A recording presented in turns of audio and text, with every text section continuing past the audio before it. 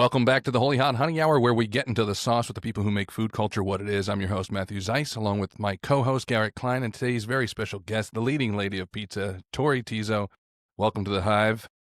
Thank you so much for having me, guys. I appreciate it.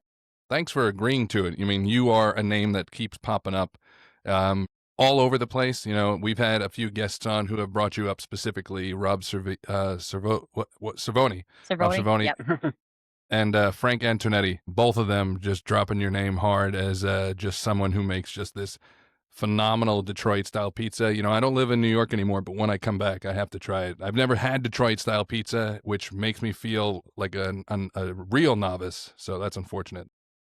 Yeah, no, I mean, it's been great. I've been out here for a while now, and I'm going on 2 years, and it was really cool to see just the progression of Detroit, obviously coming alive in the New York limelight, and where it's been obviously so heavy New York, Sicilian grandma, especially out here on the island. But the Detroits now are definitely becoming more popular. It's cool to see people, going outside their comfort zone a little bit. It's pretty that was actually. awesome. Oh, sorry to cut you off, No, but no, yeah, no, no. that was actually gonna be one of my questions was, being traditionally, New York style, Sicilian, the margarita stuff. Did you see in the beginning, was there a little bit of a difficulty? I asked this to Rob as well. Was there a little bit of a difficulty getting people to be, a little bit different of a brand in the market? Absolutely. I mean, you're going to always have some sort of either criticism or just like, I guess, still being skeptical to it, obviously. I mean, in the beginning, everyone thought it was just a Sicilian. So you had to constantly educate, which, a lot of people are doing a really good job at when you see Rob Cervoni now educating people on, Roman style, me doing the Detroits. Mm. The more you educate people, the better off that they will be. And essentially, in the first 3, 4 months, you're really trying to get people. One, I bought an existing place; it was here for 30 years. So you're, Okay, so having people buy into multiple philosophies all at once. One, I just came here. I opened up a place that's been here forever. So you're taking that away. Two, you're a woman in pizza. Not really many people doing it out here in New York. And then three, you're introducing a whole new style that really isn't in the Nassau County area. There's a couple of places, but no one was really honing in on it the way I was. So you really had to get people to know your story, understand what the product you're putting out, and then on top of it, just really adapting and educating, saying, "Hey guys, this is what we're mhm. doing, and this is what makes a Detroit different from everything else."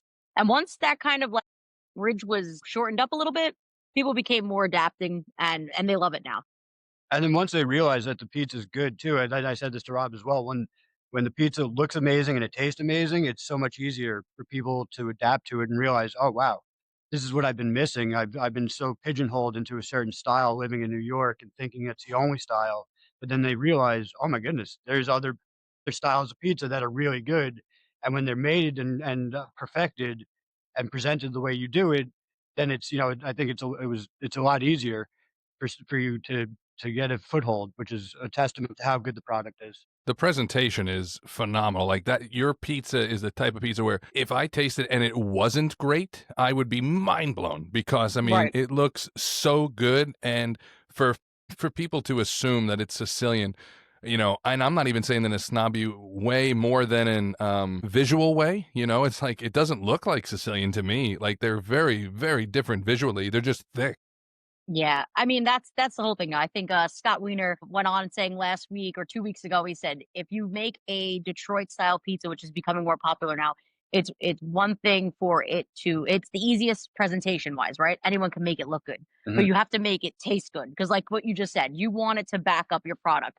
People right now aesthetically, they're eating with their eyes. They come in, they see all the different colors, the vibrance, different choices. I'm constantly trying to keep the window, with new ideas. Each week I roll out a new Detroit just to try to one entice people, but two also show them that you can make pizza, whether it's the Detroit, the Sicilian, or a grandma or a plain. Whatever the case is, you can constantly keep changing up and just showing you can be more diverse in not just one style of pizza. And I think that's like the great part of it.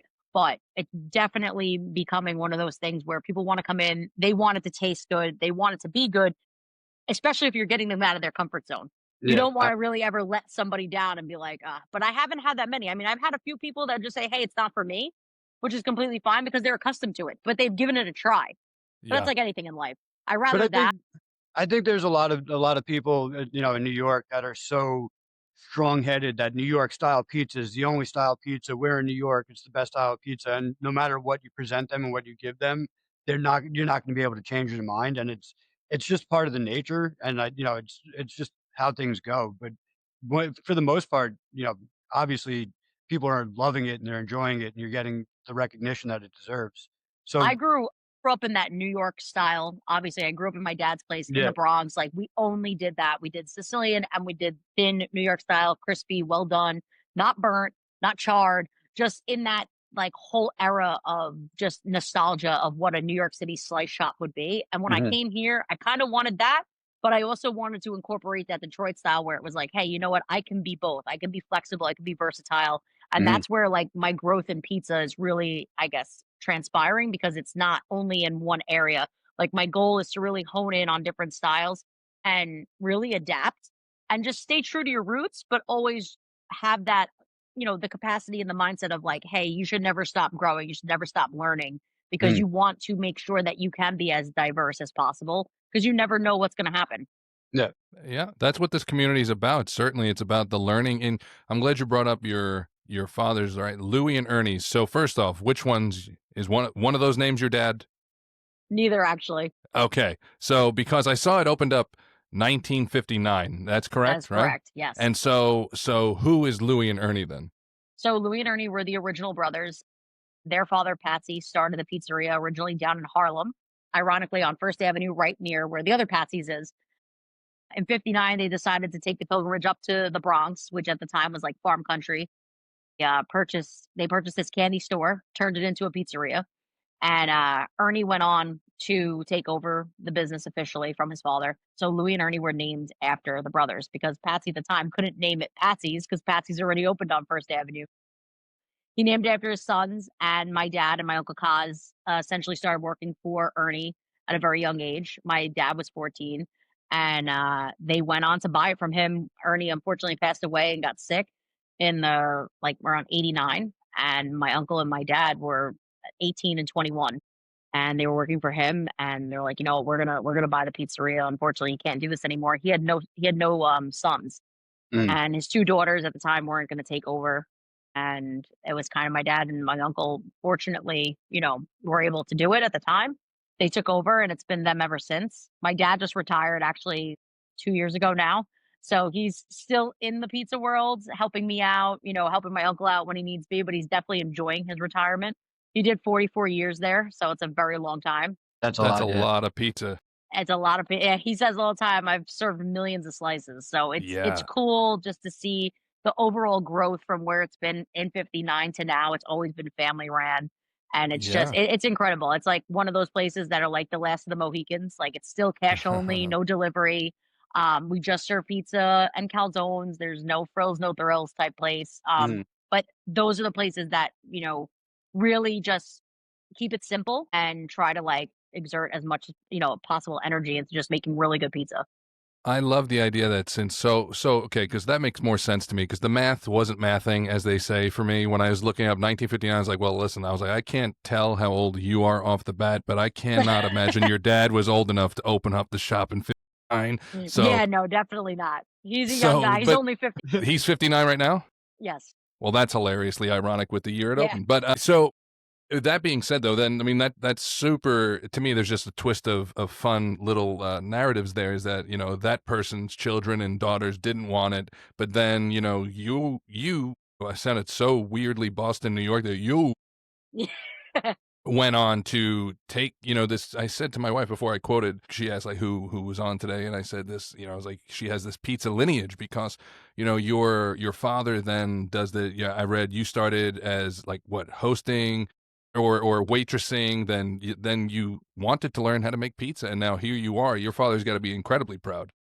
Oh, yeah, he loves it. I mean, I think when I decided to leave, he kinda was at the point, like, on the crossroads saying, like, "Hey, like, I'm gonna retire, like, what do you wanna do?" Which was nice because he finally, like, gave me the choice where, Mm, growing up, you're constantly like, "Alright, I gotta go work for dad." But after doing, like, a stint of, like, going out and just seeing the world and doing different things, I went to college and I was like, "You know what? I'm gonna try to, work in college athletics." I did it for a while, but, I always went back to the pizzeria. It was just always easy for me, and I said, "You know what? the more that time came out and Instagram and Facebook and just the way of the world seeing that I wasn't the only one being like, I can make pizza. Yeah, I might be a little short. I'll figure it out. But it was cool to see just overall more and more people doing it in the community and then just people getting outside their comfort zone and more so women because you started seeing them pop up a little bit on Instagram. And so where there's good social media, there's bad, but I was glad that I got to see it because I think that was kind of like the push that I needed. Because growing up in like this Italian household, it's like, yeah, your brother will do it. And my brother made one pizza in his life and he walked away and he never came back. And he was like, I'm not doing this. It's not for me.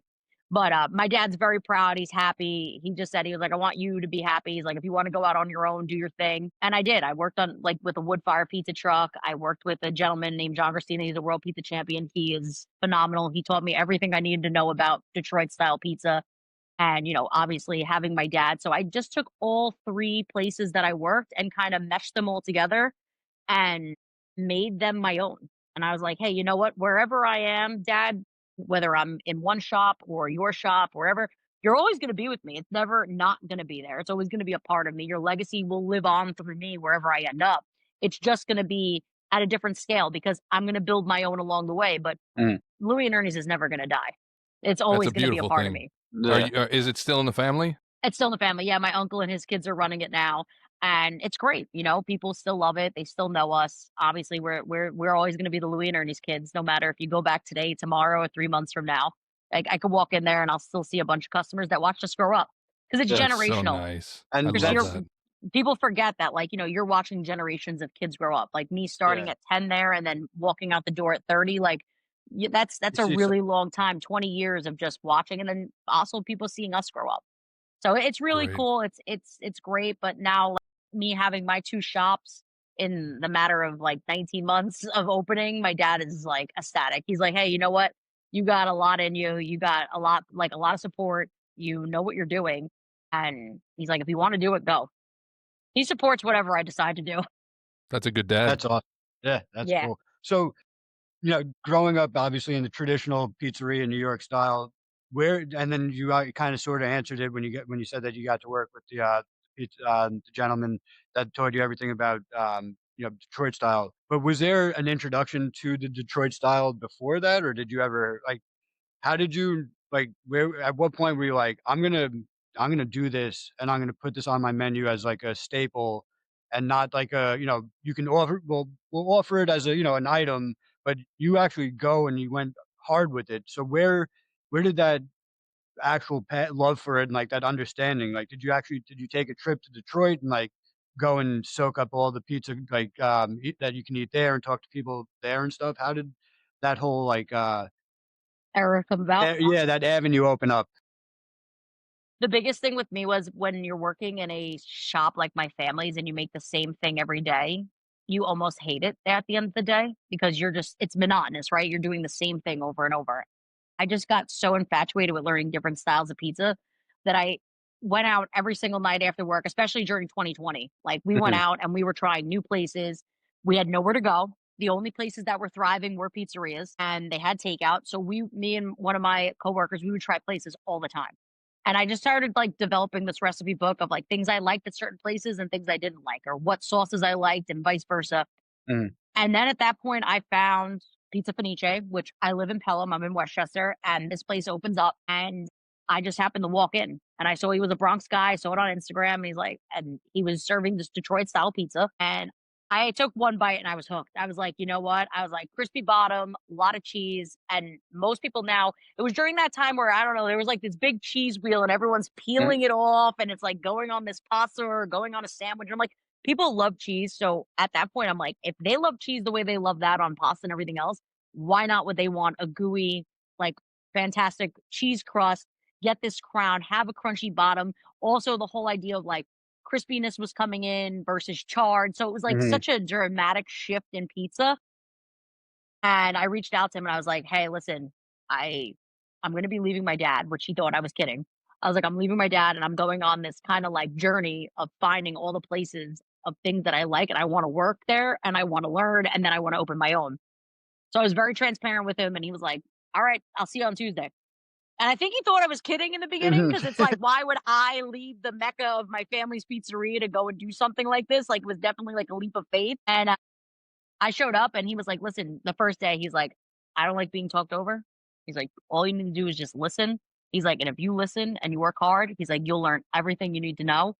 And not only did I learn the aspect of just Detroit's, but what made them so special, how Mhm. to make them special. And then also, I learned a whole different style of just being a boss because I've only watched my dad be a boss for so long. Yeah. So it was like you learned how to like really adapt. But I didn't get a trip to Detroit. I just got a trip really 3 blocks away from where I went to Yeah. high school, and I found this guy who was a Bronx guy. He knew my dad. He worked at actually one of his competitors growing up, putting his name on the map, and he worked for his dad. So there was a lot of common similarities with Mhm. us. And although there's like a 25-year age gap, like he is one of my best friends because it is just through and through like one of those guys you pick up the phone no matter what, he's there for you. And I only got to work for him for 6 months, and I always say I wish I had more because if I learned this much in 6 months, I could only imagine how much I would have learned in a year. Mhm. And, that's the best part of having somebody like that in your corner because you can always revert back to them and you can always pick their brain. So, like, Yes. any single time I'm making a new Detroit, we're constantly sending pictures to each other and we're like, all right, what are you doing? What are you doing? And I That's just super opened another cool. one in Westchester, not too far from him. But even when I did that, I was like, don't worry, I'm 20 minutes away from you. Born from fire and sweetness, forged in flavor, fresh chilies, raw honey, real warmth, aged to perfection, balanced by nature, smooth, rich, and just enough heat to keep it holy. Holy Hot Honey, divinely sweet, sinfully spicy. Because it's like, Yeah. you still have enough respect and like Yeah, common ground that you don't, what he's doing is so, specific, like what I'm doing here. So it's like, although you're doing the New York style, like that Detroit people, like that's bringing people in. I think it's so great that first off, by the way, before I forget, you quoted something that I now want on my tombstone when I die, which is crispy bottom, lot of cheese. That's going to be my go-to. But we keep coming the up with a lot of T-shirt ideas for stuff. crispy You got bottom, you lot of got there, cheese. yeah, crispy bottom, a lot of cheese. There are no bests, only favorites. So I feel like right, you were going to be coaching softball. Yeah. That Yep. was so That was the deal. if to me, it feels like though coaching has never left. That's exactly what you do. It's just not softball. Like it's very clear. I've seen on multiple accounts that you are huge into the idea of mentoring others. And which is great because that is what happened with you. You got mentored by your father. You got mentored by this fella, John. And I mean, so coaching is still clearly something you do. It's so prevalent online of your love for sharing information, which is what this community is about. But, I've never understood that either, which was apparently something you didn't, which was keeping the secrets close to the chest, just like you let the birds fly. Right. Yeah, no, I mean, at this point, I'm just an open book. I mean, there's certain things like I'll say to people all the time, like, if you if you want to know, just talk to me. Like I'm very accessible. I'm very open. I mean, I've had people reach out to me and say, hey, I want to try this Detroit style pizza. I'll go to their pizzeria. Yeah, you know what? I'm not going to charge you a consulting fee. I should. If you want me to do all this work, yeah, absolutely. But I tell them, I'm like, if it's not for you, it's not for you. And I've had multiple guys say, I don't know how you do this. Because it's a different style of dough. It's a different, you're taking time out of your day. But my whole thing is just being transparent. I'm still always going to be a coach, whether I'm doing it with people, whether I'm doing it with my staff. Like I tell my guys all the time, I'm like, if you want something, like I want you to achieve it. I don't want you to feel like this is just a stop in the road for you and you're not going to get anywhere. Like if you want something, go. Like I just sent 4 kids to school this past year. I'm on top of them. If you were in high school and you want to work for me, like I'm going to be on top of you like your mom because the last thing I want is someone coming in saying Tori T caused me not to get good grades. No, you did. Yeah. So it's I'm a big stickler with that only because I am highly educated. I went to college. It's not for everybody, but in this day and age right now, unfortunately, it's almost has to be for everybody because that's the way the world is going. Yeah. So I tell my guys, whether you want to take a trade, whether you want to learn pizza, whether you want to be an electrician, whatever it is that's going to make you successful and have growth in your life, I'm right there along the way and I'll find the resources for you. Especially being in this industry, we talk to a lot of customers, a lot of people. But for me, it's just constantly, keeping my guys level headed, being very humble, telling them, treat people the way you want to be treated. I don't even yell at my guys. I tell them all the time, if I have to yell at you, the only time I yell, and it was the same thing with coaching, the only time I yell is when you do something really, really out of line and or if you're going to hurt yourself or somebody else. Because if that's the only time I have to yell at you, otherwise I'm going to treat you like a person. I'm not going to treat you like a machine and think that you don't, deserve a day off or something like that. I think people in this industry right now are like sometimes the owners, the older ones can be very selfish because what worked for them for so long, they're forgetting that this generation now is one, very soft. Two, you have to know what they can and can't do. And I don't group my guys all together and say, you all have to do this, which most people think I'm crazy to think like this, but I try to find the strengths and weaknesses in certain people and then adapt the roles that they need to do to make it work. Which, yes, everyone can cross train. Yes, everybody can learn how to make sauce, but you need to be able to know what works for one guy, what doesn't work for another.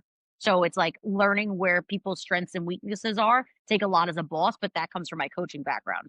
I'm not going to have a Definitely. girl play first base if she can't catch. Maybe you're gonna play left bench, but I need to know that as a person. Same way, like my pizza man might not be my strongest person on the phone, but I know he can crank out 200 pies on a Friday night. So it's like once you find that balance and you get to learn your employees, especially when you have them and you have a good set, it's just making it work. So no, my coaching definitely hasn't gone away. If anything, it's getting stronger only because I'm used to growing constantly and leading a large amount of people. And I say all the time, if I can, you know, manage and coach 20 women in their 20s at a college level, I think I can handle grown men any day of the week because they're not too far off. Mm. I think it's such a They're not far solid off in this world. the constant education process, whether it be formal or informal, certainly required in life, and it's clearly something that you continue to do. But what you said about keeping really knowing where the proper positions are is 1000% coaching. But that is the only way to run a business or run a team, is knowing who's good at what. Otherwise, the whole thing crumbles. It's a game of chess, and you have to know who's strongest where. So yeah, I think that's so Absolutely. wise, and it makes a lot of sense to why you're doing so well. The place you opened in Westchester, is that the 914? Yes, exactly. So we picked yeah, so it's 914, 914, whichever people want to call Sorry, it, but sorry. it's okay. It's the area code actually for Westchester County. So we went with a more diverse. I didn't want to put my name on it. I'm actually doing it with my cousin Johnny, who grew up with us at my dad's pizzeria. He started there as well. He went on to actually open a pizzeria with my uncle, and then the two of us were like, "Hey, you know what? Like, it's time for us to link up. We both have our own now. Like, let's do this." And it's been great. We did the same thing, Detroit style, kind of like the same premise of my place here, carbon copied there, and it's been phenomenal. I mean, we're doing the same thing all over again, educating, getting new people in the door. We're in a great area, nice town, good people. So it's just finding that balance again. And like I said, really getting the name out there and getting your roots to not only the people, but, the obvious area and boots on the ground because it's not easy when you're first starting out. Yeah. Did he also study with John, or did he study with you? No, he studied with me. So he came here a few times and we kind of, he knew the whole style of my dad, which was the New York plain and the Sicilian. But he had to adapt very quickly with learning the Detroit style and learning the grandma style and overall kitchen because us incorporating the kitchen there, pastas, cooking styles he never had with our dad just being, strictly pizza. He was definitely a little bit of a fish out of water in the beginning, but I think he's finally growing some roots now. It takes time. I mean, it's very overwhelming in the beginning, especially when you're, like I said, used to one style, but he's doing a good job at adapting. It's not easy in the beginning, but like anything else, as long as you're willing to put in the work and give 100%, you'll see it in the long run. Yeah. But Absolutely. even our pizza men were like, "What is this?" Because everybody out there has never done it. Yeah. So Right. it's Because finding people who are receptive. yeah, because it's Yeah. the dough is such a different dough when you're dealing with the hydration level and everything as opposed to what you deal with in a New York style pizza, and then everything in the pan. So it's a big difference to adapt for somebody who's used to making a dough with particular way. A lot of the old school, I've said this Matt 100 times. A lot of old school pizza makers, they don't really weigh anything. It's all just by eye or measurement through like scoops of the hand. Like the guy that I learned from, he would take like 3 scoops out of the bag of flour, and he'd make like whatever 5 10 batches, 10 little dough balls because that's what we needed for then. Or like he'd make a whole batch and all by eye, all by instinct. So now when you're actually dealing with measurements and temperatures and fermentation times, how many different doughs do you guys make? Because you can't, like I said, you can't use the dough for a Detroit style pizza. Yeah, 3. Oh, so it's 3 different. Yeah, so and that's the my dad thinks I'm nuts. He's like, and I used to, like exactly what you said. He'd be like, "Oh, just take a bag, just throw some salt, just throw some salt." And I'm like, "Your hand is 3 times the size of mine." Like, and no one realizes that. I'm like, "Put your hand to mine. If it's like this, like your salt ratio to mine," I'm like, "No wonder I don't have the same Crazy. flavor." And he's just done it for so long and it worked for him because he did it for 44 years. And now like I'm sitting here and I'm like really making sure, like I'm like, "All right, guys, the water's got to be at 70 degrees today. Tomorrow it's going to be at 80." Like you're working with certain times a year here, temperature, humidity. I know how the humidity is in here to make sure the Detroit's rise overnight. I'm not using a proofer, so it's like I'm just going on natural air. My electricity bill is through the roof because I leave either the air conditioning on or I'm leaving the heat on. So it's like you're finding what works for you, but the older generation thinks I'm absolutely nuts. And it's the same thing when you start going down like the overall fermentation process. My dad's like, What's the hydration? It's just a bucket of water." And I'm like, it's not that anymore. It's so much more complex because it's not just pizza anymore. There's a lot of science to it. Yeah, it's very. Bread, cheese, sauce was like a thing of the past. Yeah, Now it's definitely becoming more science. I would yeah. love to No, see the ingredients list where it's like, all right, 1 bucket of water, 3 dad hands of what is this? Yeah. That's exactly what it was becoming. yeah, right. Because that's what it would be. He'd be like, "You see that bucket over there? You see that line on the bucket? Don't go over that line. You're good." And I'm like, "Okay." And then he'd be like, "Fill it up until you basically see a nipple in the bowl on the bottom with oil." And I'm like, "What?" He's like, "Yeah, just a little nipple on the top. Just fill the rest with oil." And I'm like, "Okay, I what is think that about?" you should get one of those silicone molds that they make for hands of your dad and then put it on like a spoon handle and use that in your flour bucket. It'd be so unique. Screw that in. Yeah. It's not actually a bad idea, except at this He'd point love it. now, well, It's- he would find a kick out of it. Yeah, You'd it's love it. weird, but it's super fun. Like any new employee be like, "What is this spoon? What is this?" Until I asked them, I'm like, "Hey guys, I need a hand," and somebody pulls it out. Yeah. That was the perfect timing for the phone to fall. Yeah, exactly. I need a hand. Yeah, no, it's been good. It's just like I said, the consistency now is definitely more than ever. I recently had just shut down my kitchen, so with me being able to shut down the kitchen here and really hone in on the pizza and the different styles that I want to do, I felt like I was lagging production in the pizza Yeah. because I was only able to produce so much because my guys were so distracted by Other pasta and other things. And it's like, if you see the dramatic pull, which was pizza for us, when I bought this business, it was about 60-40, 70-30, depending on the weeks. And it was a lot of pizza, but still a good amount of food.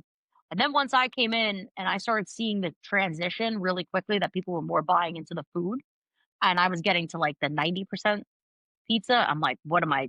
And I'm like, and then some weeks were 85, and it really started trickling up and up and up. And you're starting to see, and I did it all.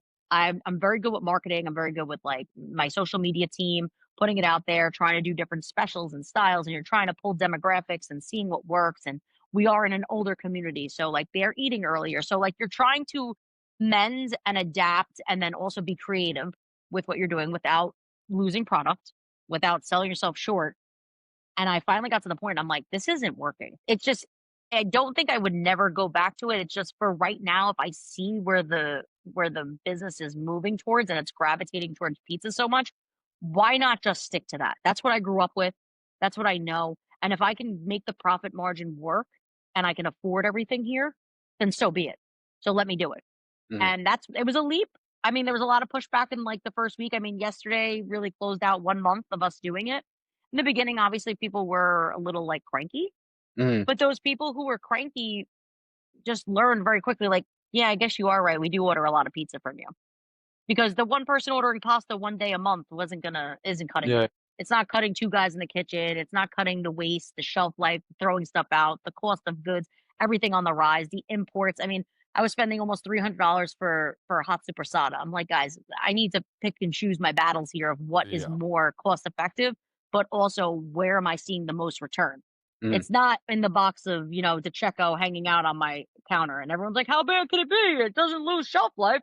I'm like, no, but it kills my 2 guys to boil the water when I could be making better pizza, better quality, more stuff on the pizza, and just better ingredients at that point. Yeah, So you gotta that's figure kind out of like what's important. that's where I'm gravitating towards now. I think people don't fully really understand how much everything costs when you're running a business, right? You see Anthony from Phil's, he put up a video and he was talking about his monthly expenditure. Rob the other day, he mentioned how much he spends on Flour. flour because the flour and stuff. And then you see in the comments, and people are like, "Oh, there's no way that's a bunch of crap. That's not." And but it's true. Stuff is expensive, and then when you try and put the best product out and then you put the price out and then people are like, "I don't understand." And then you have to cut things off. Like these $300 on Superside is a lot when people aren't buying that much. So if you can spend $300 on better quality flour, then they'll get a better pizza, like, and it drives me crazy when you see people online when they're like, "Oh, it should only cost you $1.50 to make a pie or $2 to make a pie. How does it?"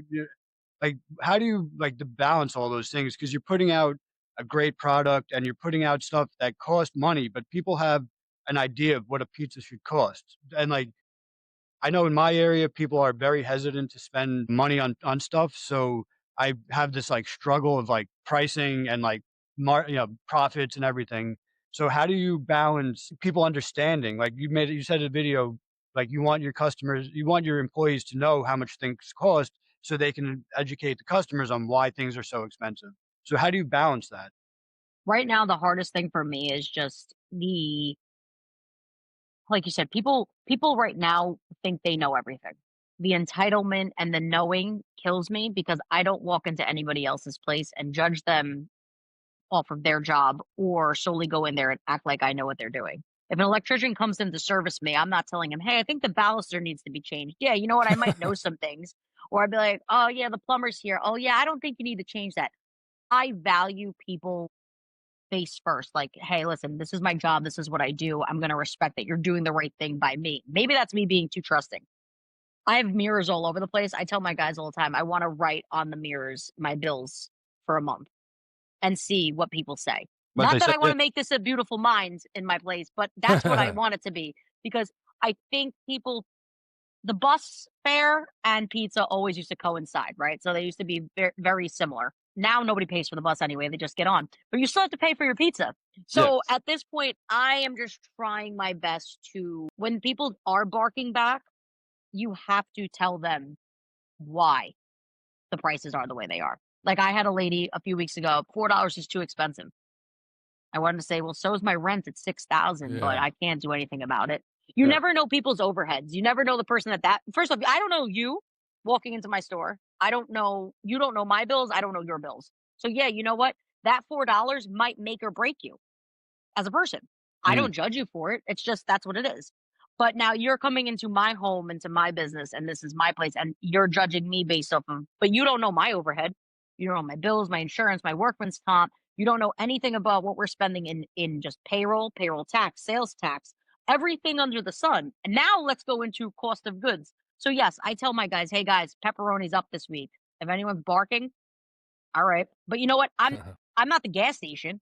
I'm not changing my prices every week, fluctuating on yeah, based off of what's coming in. There's yeah. plenty of weeks when I ate that $300 in Supersada.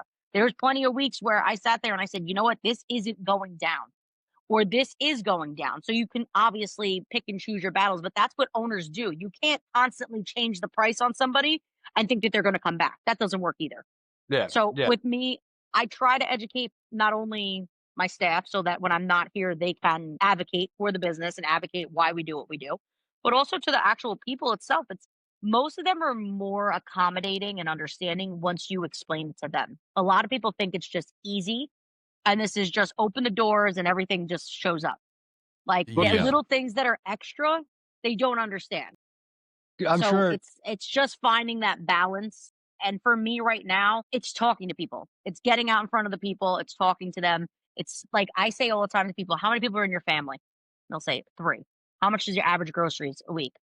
I spend like 250. Try that by the thousands of mouths I feed a week. I said That's times that by how many people walk through this door every single day.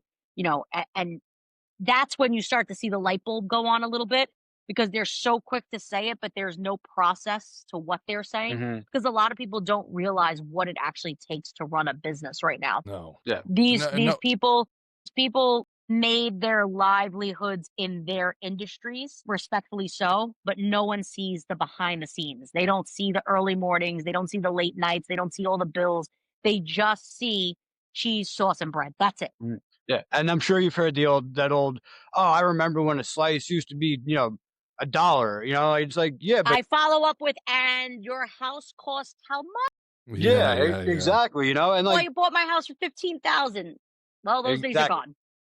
And, like, I'll tell my customers, like, I'm not a fish market, like, I'm not working on a sliding scale, like, if like you said, if the cheese went up for the week, my pizza price is fixed. I can't go in there and be like, "Oh, cheese is up this week. I gotta jack my pizza slice up, 75 cents or 25 cents to even that out." So, like like you said, that $4 might make or break that person spending the $4, but that $4 might also make or break you because if you charge 250 for that slice, then you're not making bills and that's making or breaking you. So like it's all very You it's all comparative. relative it's all relative to what you can handle as a business, what you can handle as a person who's the consumer, and like I said, the overhead right now, people don't know what it actually takes.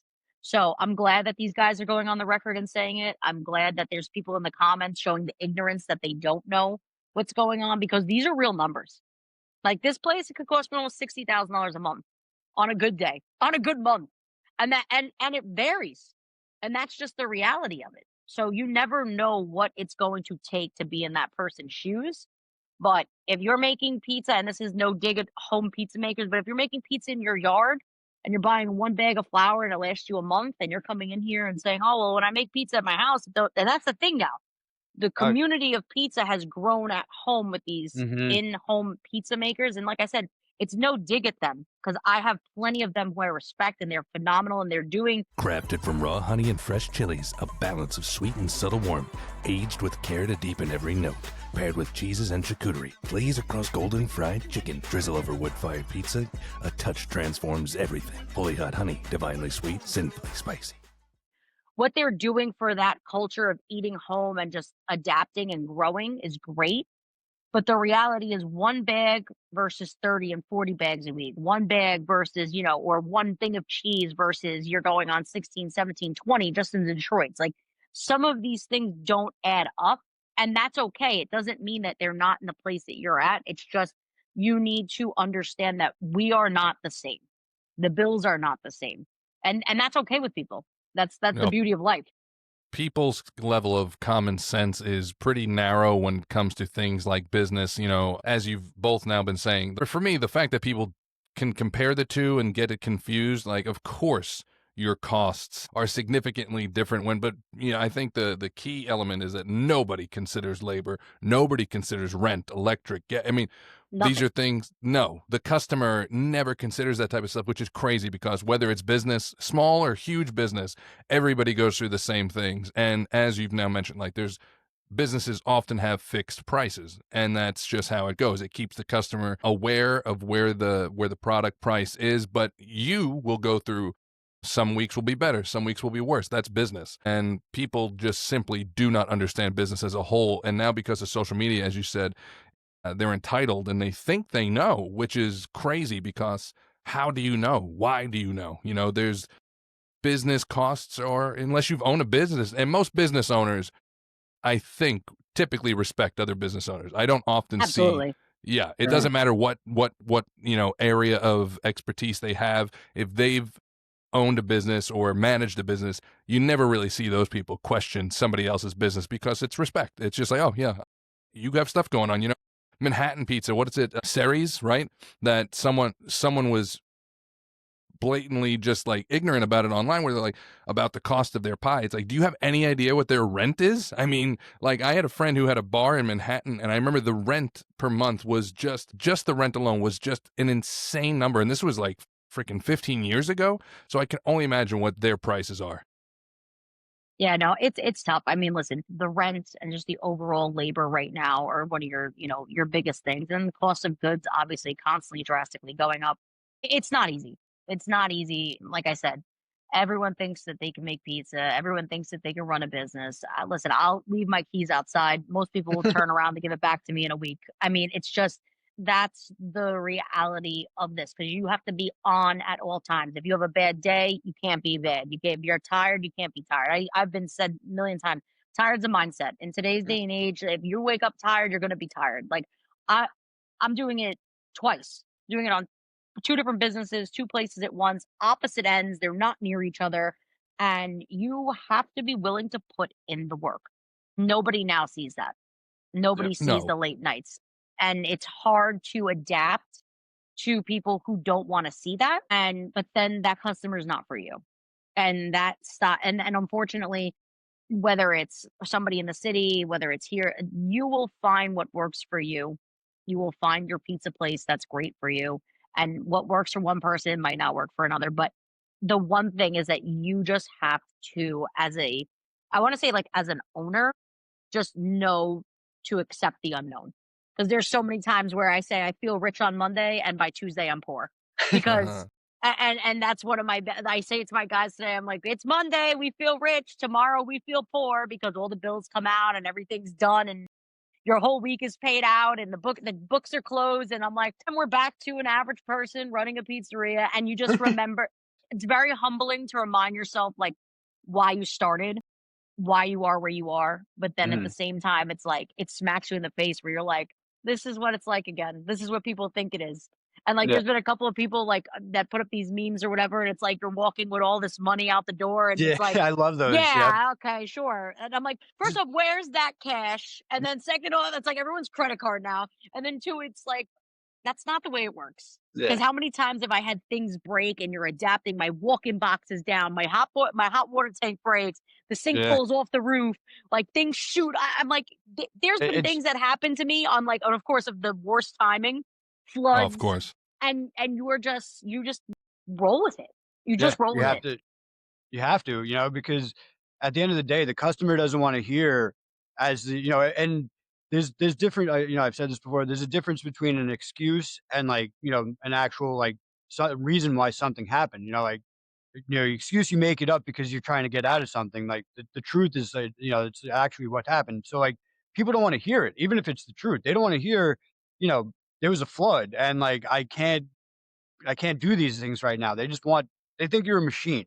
That's what I did. Small business, when you own a small business, people see you as a machine. They just see you as you're here to serve me a pizza, you're here to make the food, you're here to just get my kids fed.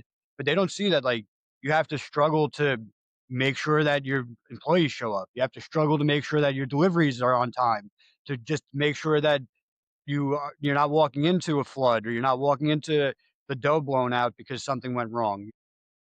They just take it for granted because the pizza's on the counter every day. So And they I've take learned from it so much. Like I have all like that I'm so far from where I live to like my businesses, I put all alerts now. Like I have all different like I really modernize with technology. Like I have alerts on all my fridges. So the minute it goes off, I get an alert to my phone, like boom, walk-in box is out. I already know what I'm walking into at that point, no pun intended. Like, yeah, hey, I know this is like I got a fridge in my basement. Okay. I also put in flood. I had a really bad flood one September last year. So I put in flood warning now. So the minute that the if I get water to a certain part of my basement, it's going off at my house. So it's like all of these things are ways that you learn, you adapt, but people don't think like that. And like mm, the more I do it, the more I'm in it. I'm like, hey, you know what? If I can fix the problems once and never to have it happen, I can't be naive to say it's never going to happen again. But how do we be more cautious to the next time? Because we can't be naive. I, so go ahead. gonna circle back a little bit. So you spoke about being in college athletics, softball, being a coach. Um, obviously at a very high level, coaching college softball. Where was the journey from making pizza to now I'm gonna do softball and be a coach and get to the extremely high level? And at what point were you like, I want to go back into pizza? Where was the the full, I guess, 180 back to your roots? How did that whole transition? I loved the idea of working in athletics. I loved working with the kids. I loved everything about it. I was very good at it. I think the transition really I was in Georgia when I was at women leadership. I think it was all women, thousands of women for college athletics and specifically administration. And I'm there and they just keep saying the same thing over the time. They're like, we weren't supposed to be here, but we're here. You're seeing the growth, you're seeing the amount of people that are one now starting to play college Mm, sports, two girls usually die out by age 12, 13 statistically by playing sports. Like there's no real pros. So you see them fizzle out. And one of the ladies that was up there, she was like, if you want to go back and do something crazy, like do it now. And I'm like, is this it? And she's like, if you want to go back and like get more in depth in your career and you want to find all the right people, or like build a team around you that you won't fail. And I'm like, maybe this isn't it. Like, mm, and I loved it, and I loved the people I worked for. It's just I was getting so frustrated too within that community. A lot of people don't leave. It's almost like the old pizza makers now. They grow themselves to such a high standard, and they never want to leave. They don't know when it's time to hang up the cleats or hang up the apron. So I was like, how many times can I get overlooked for positions? How many times can I keep bouncing schools, budget allocation, money? And I'm like, why don't I just go back and do pizza? And at the time, my cousin was getting ready to open his pizzeria, and I knew my dad was gonna take on a lot of stress, and I said, me leaving him, I just couldn't see it happen. Like, he's a great guy, but he was getting older, and although he's fairly young, he's 59 at the time, he was 55, it's just it's tough. It's tough to watch. I knew what was gonna happen to him. I thought he was gonna deteriorate faster in his career and really, like, just get over it more. So I was like, "You know what? Let me go back." But I told him, I said, "Dad, I'm coming back." And he's like, "Yeah, yeah, yeah." And I said, "No, but if I'm coming back, like, I need to learn how to make pizza. I need to learn everything because I know how to do the cheese, the sauce, the dough. I know how to do it all, but I need you to teach me how to make pizza." And he's like, mm. "Yeah, but, we got guys." And I'm like, "No, this isn't maybe kind of sort of like I need to do it because I'm gonna go open my own." I said, "Or I'm gonna stay here." I said, "But right now, my eyes are learn as much as I possibly can, be as successful as I can here, and then figure it out." Mm. But he rode me like a pony. He wanted me to enjoy life, but he also wanted me to understand every aspect of the business. I mean, I Mhm. fixed the ovens. I had late nights with these 2 Greek guys from Astoria. They taught me how to, fix the ovens. So we have that, like those ovens are there from 59, from changing out the mercury and thermocouples and Top. valves and everything like that. So me being there, I learned all of that. And Fantastic. he's like, stay there, learn, Yeah, learn that's awesome. everything that he had to fix. He's like, "You're gonna learn too." So there I am on the floor, like putting down cement and fixing the concrete and putting down the tiles, and I'm underneath sinks fixing leaks and everything that I could possibly fix here, I fix. And my guys are like, "You know how to do this, Tori?" And I'm It's like, crazy. "Yeah." My fiance is the same way. My fiance, I run our pizzeria, and she does not like the spotlight. She does not like the limelight. She stays in the back, does all the stuff in the back, and is phenomenal with all that stuff. She doesn't want to make pizza. She doesn't want to be a part of that, but she does everything. She fixes everything. I'm like, "How do you even know how to do this stuff?" And she's like, "Oh, my dad taught me." I'm like, "This is awesome. Like, I wish I learned how to do this stuff." But that's what you have to learn these things. Like, it's great that you do because I have like you mentioned thermocouples. I have a graveyard of thermocouples that went out in my pizza oven. I don't know how to fix them. Every time they come in, it's money, and I wish I knew how to fix it. I'm like, I should, and they go out all the time. But it's awesome that, like, you're able to learn and know all those things. It kinda crosses over with my fiancé doing all those things too.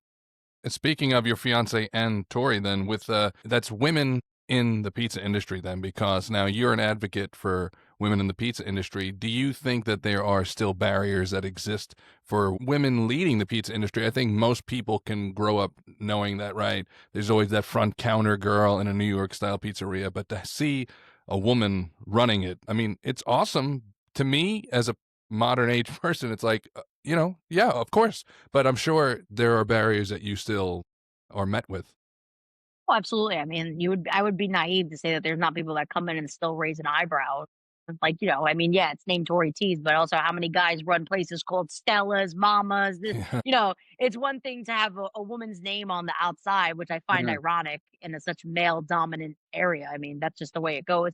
But yeah, I mean, I think the thing with me is once they see me doing it, it kind of is they believe it. Like I've had plenty of people say, "Oh, you actually know how to make pizza?" Like I'm very Mhm. blessed. I have a great staff. I have pizza men that help me out. My main guy is phenomenal, so it's like I don't have to make pizza every day, but he is a carbon copy of what I want the product to be. Yes. So, but that goes into a lot of trust. It's a lot of building on what I've built here, me being with them. But yeah, I mean, when people see me make pizza, they're like, "Oh, you actually know how to do that?" I'm like, I wouldn't be here if I didn't. And I'm sure there are a lot of people who don't know how to make pizza in the same situation. And it's not nothing against them, it's just reality. But as I sit here and, say like, oh, there's not somebody looking at my way saying, oh, does she know how to do that? Of course there is. There's always going to be that. But I think that Instagram and Facebook and other women now, we have more of a community than ever before because we can adapt and you can find people wherever. And I have people that reach out to me and say, "Hey, I've seen you here, I've seen you there." And like I didn't realize until I went to Vegas this past March, the amount of people that were coming up to me saying they know me and I don't even know who they are. And they're like, "We've been following your story, or we've seen you here, we've seen," and I got a lot of great press over the past year and a half that I've been open, which I'm very lucky for. But to see it come back and, like, say, like, "Hey, somebody read this article," or other women coming up to me saying, like, "Hey, Tori, keep going, like, you're pushing us."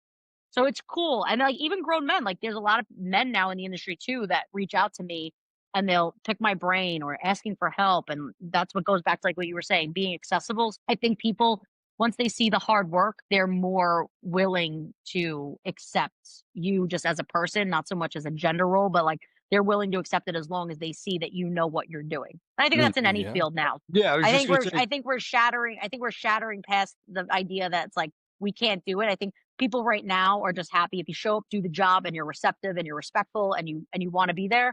I don't care. And I think that's going to be the play over the next couple of years that the whole women role will subside and it will just become a norm because at this point, hey, like I said, women's names are outside. Women make cook for guys all day. Like it's the same thing, though. It's just you're finding your balance.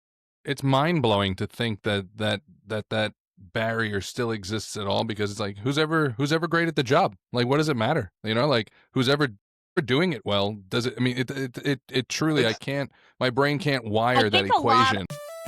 Power up your pizza, boost your chicken, upgrade your charcuterie board. Fresh chilies and real honey combined for ultimate flavor mode. One taste and boom, you're in the sweet spot. Holy Hot Honey, divinely sweet, sinfully spicy.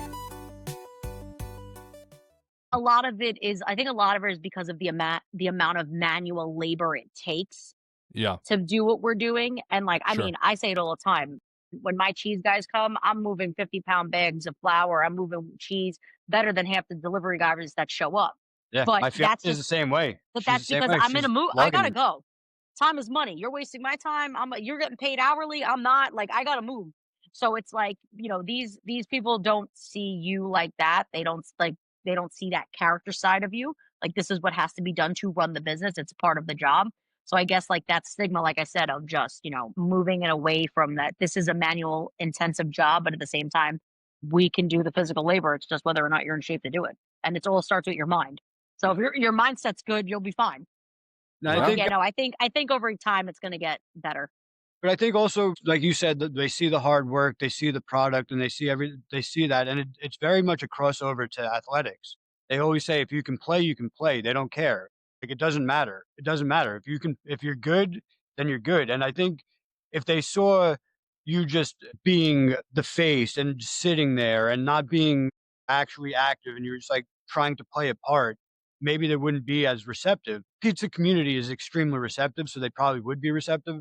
But I think they see that you're not just there to be I don't wanna say like a mascot almost because, like, you could essentially just play that role, but you don't, and they see that you're there making sure the dough is right, you put the effort into it, and I think that that resonates with everybody that meets you because 'cause you're not just, hot dogging it through and not coasting, Yeah, that's you're huge. 100% correct. That's yeah. literally one of the biggest things. Because some You know, business owners, of course, could phone at home, and it's that's clearly not something you do. Which does, as Garrett said, I mean, that's exactly it. If you can play, you can play. It's as long as you're hands on, and clearly you're very hands on. Do you expect to open up other? Now you got two. Is there going to be a third? I think they'll I think in my brain there's a third. It's whether or not I can really find the right space now, Sure. which is everything.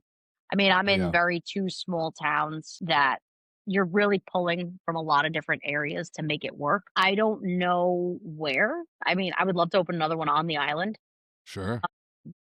but having the one in Westchester obviously will always be, I have to go back and forth. I live there anyway. But I would love to open another one on the island. I just don't know where. I'm Yeah, still because if you learning. open it further east, then you're Yeah, then screwed I'm in really Westchester. I'm really doing this whole, circle. But, the checks and balances and everything that I have here working for me, I'm working there just are a testament, like you said, to coaching, the overall person I am. Like I could leave my guys and walk away and they're not gonna say anything bad about me because I'm here with them. mm, Then I'm not just saying that, like, that's just who I am. Like, I try to treat people the way they want to be treated. I want to constantly, like, be advocates for them. I'm always going to protect them. I'm always going to try to do right by them because people forget, like, you need them. And I spend more time with them than I spend with my own family. I don't have kids. I'm not married. So it's like, these people that work for me are like my whole life. That's And, wonderful. I worked in a family business where it was my life. So it's like, if I'm not gonna have a family of my own, then this is gonna be my family. So it's just like, so finding that third place is just gonna be kind of like, I would love to take one of my guys from here and put him there Sure. and like keep opening places with people that work for me. Because I think Yeah. that the best way to grow is within, mhm. and it's finding all the right people to make it work. And I'm all about that because I wish somebody gave me the opportunity when I was younger, and my dad did, and people took chances on me the same way I take chances on others. So I think the third one will come. I just think it will be more towards like year 5 of Tory Teas. Like Sure. it'll be like, because this is now we're almost at year 2, and then I obviously have the other one. And I would want that to be open 2 years because it's like, you're in the terrible twos. It's almost like having kids. I have Irish twins, and I would love to, like, really be more established within the 2 to then have another one, but all of the pizzerias I open all on the island will be Tory Teas, and then if I open any more Very in Westchester, it'll be 914, so we'll have, like, a Well, branch, and this one here I have by myself, so this will always be my baby. And I think what you said, I mean, that's how old school successful businesses worked. First off, having considering your employees your family, and two, that's how not necessarily franchising, but spreading the business into multiple locations was always done that way, where it was like somebody that was in house learns the way, and then you send them off to run that ship when you get another small bird that you get to raise. That's typically how old school successful businesses was. So the fact that you're still doing it like that, you plan to do it like that, is great. I and think I once you find that small knit community of, like, workers that wanna be here and want success as bad as you want success, that's when you're successful. Because, like, at this point, it's a lot of love, it's a lot of labor. They're putting in the time just as much as you are. You want people to wanna be here. You don't want it to be clock in, clock out, I gotta get out of here. Like, you want it to be where you can enjoy work, and if you work hard for 2 hours, let's work hard for 2 hours, let's put our head down and do it. If we can hang out and talk about soccer and this and that and what's going on in the world, I'm right there with it. But that's the beauty of this place. That's the beauty of just me as a boss and trying to be an entrepreneur and learning and gravitating throughout the years. Because what worked for my dad works a little bit for me, but I've also, like I said, I've scaled in on it and adapting. But hopefully, like I said, by year 5 will be another one. I think my mom and dad will probably want to kill me, and if I post one more Restaurant Depot video of me going anywhere, I think they probably will say I should work there. But I think that's more where I'm going towards if it was to happen. That's and great. I see, like, when we spoke to Rob, he also mentioned the family. You guys are your family. I think we try and have that same atmosphere at the shop. We have a lot of our guys. We've been here for 8 years. I have two employees that have been with me since we opened. They were 13 when they started here. Now they're both. One of them's in college going to be a doctor. The other one is also he's running his own business now. He's doing his own thing too.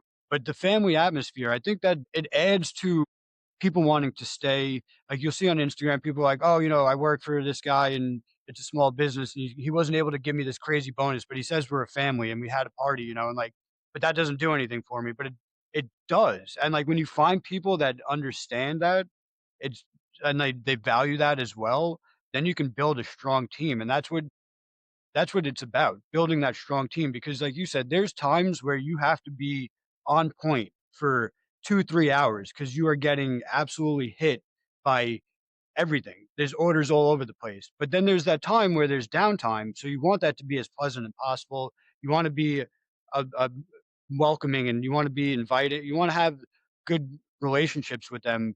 So, is there a point where you're like, this is kind of like you might be taking advantage. Like, have you had people where they kind of take advantage? And how do you balance that? As like a coach too, you see it where the players might take advantage if you're more of a player's coach, if you're more of a, so how do you manage that whole thing? I think one of the biggest areas of that is just reading people.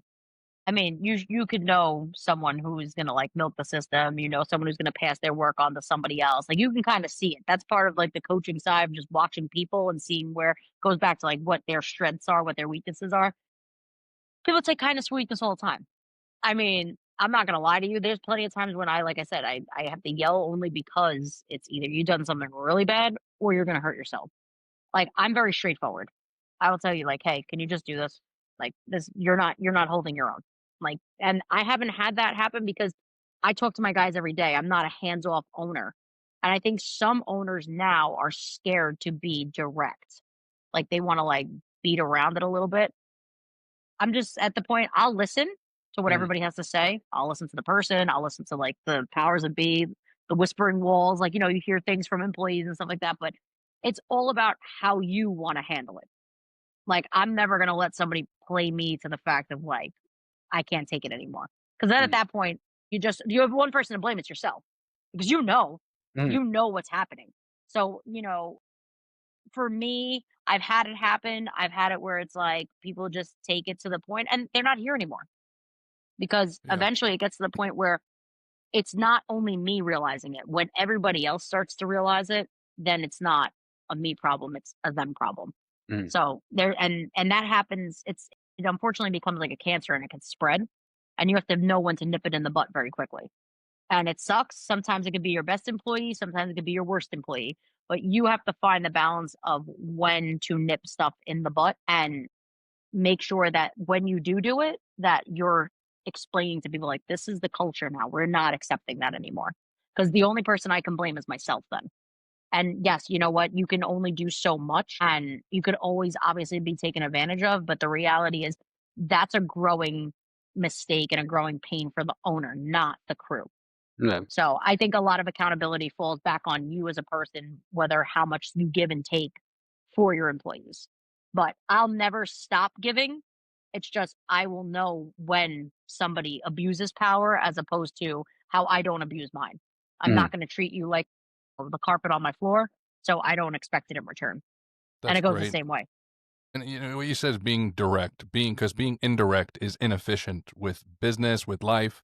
I mean, if you're going to beat around the bush, you're never going to get the results, and then you're going to become frustrated, and then it's going to lead to the boss and person we've all had as a boss at one time in our life, maybe, who is a bit too aggressive with their delivery, because they weren't direct in the first place.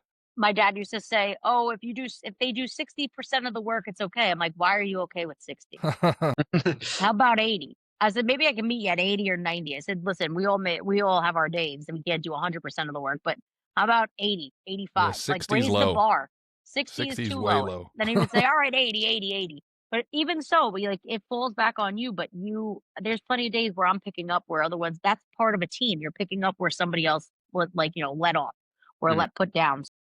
That's part of just, like you said, coaching, going back to holding people accountable, being direct, and just knowing who they are as people, knowing the business as a whole. 60%. Sorry, go ahead. Yeah, knowing people as a whole, and then knowing your business. I'm I so mean, stuck on that. I feel like, did he fire a lot of people? Because I would have fired a lot of people at 60. You're bringing in 60, you're going home. no, but that's the old school mentality of being hands on. That's where I get it from, right? Like Yeah, he was yeah. very hands on, so I'm very hands on because that's all we know. So that's where it comes from. That's where we grew up watching. Like if he wasn't a micromanager because he was a very quiet man, my dad. So he would just be like, "I'll help you," and just help. But that's where he finds his purpose in the Sure. joy of pizza. So it's That's the same way lovely. I'm hands on and trying to just adapt Yeah. because you So have to be when you're one person, you have to be everything. you have to be, yeah, you have to do every, yeah. So, all right. So, that's actually a perfect timing because Halloween's on Friday. It's getting into a busy Friday night.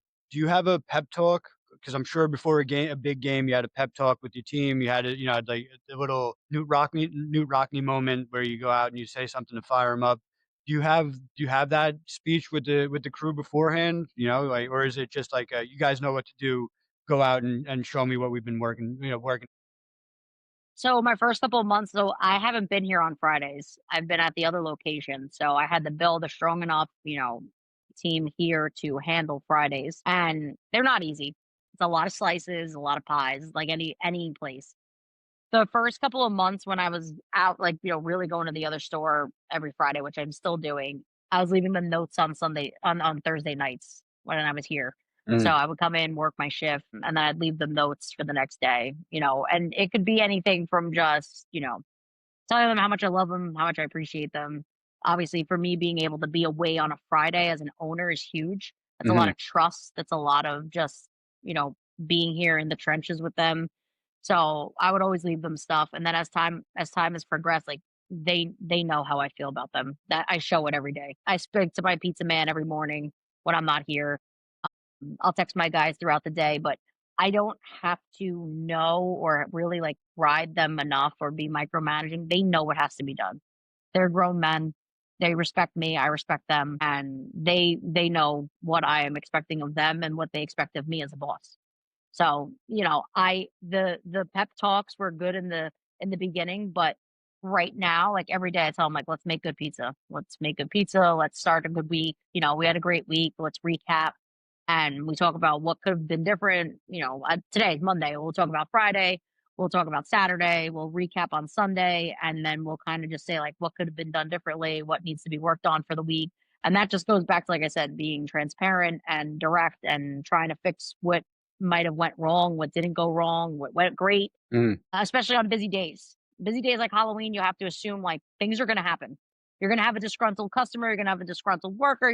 Someone's going to be cranky. Someone's going to be happy. Someone's going to be sad. Like you never know what's going to happen.